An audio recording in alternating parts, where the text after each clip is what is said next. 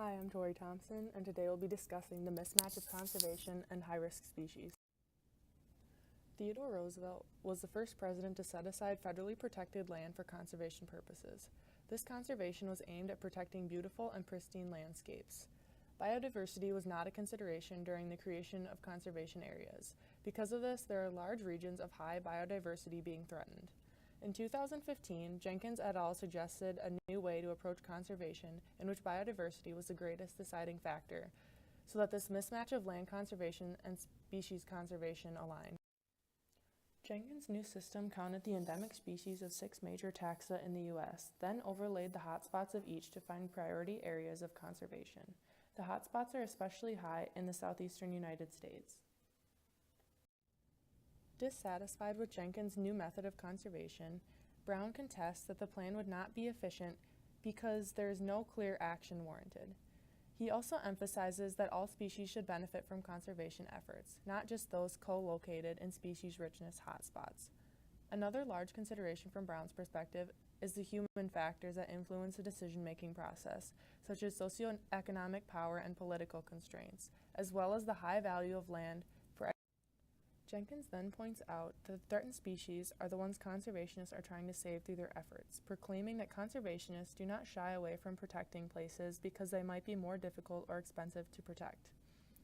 By leaving choices to locals who are experts in the social aspects of the area, the best conservation sites would empower those around the protected land.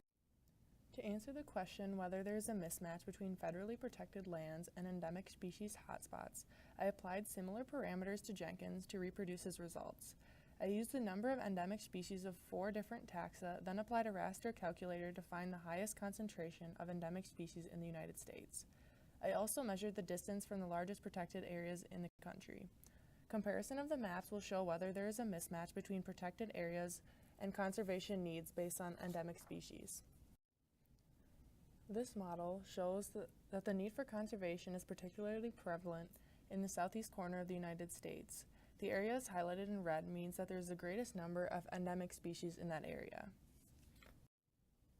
This model is measuring the distance away from large federally protected land. Comparison can be made to the endemic species map. There is a much greater concentration of large parks in the western and northern areas of the U.S. compared to the southeast. This could lead us to conclude more efforts for larger conservation areas are needed in the south and eastern part of the country, which supports Jenkins' model that there is a conservation mismatch. Even though Jenkins does show that there's a conservation mismatch that should be corrected, the human concerns that Brown addresses are barriers encountered when creating protected lands.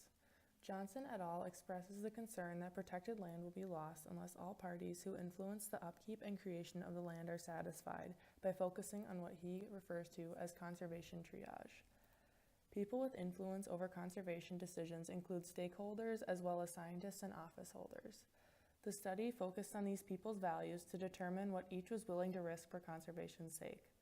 They then built a computer model based on the research of each group that can analyze the best conservation choice. Using this program, they can decide which areas and efforts are worth the risk of funding. In the future, this would be a good strategy to test alongside Jenkins' maps to address the feasibility of focusing conservation efforts on the preservation of biodiversity. So what is the best course of action for conserving?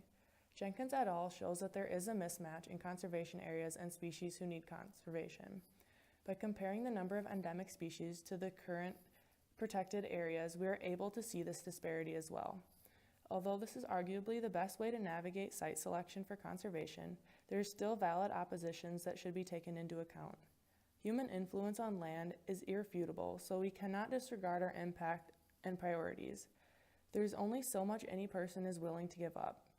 These people with varying wants will still have weight as to how land can be acquired, so Johnson's proposition to please the stakeholders, scientists, and politicians may be a secondary layer we must consider and test when solving this conservation mismatch.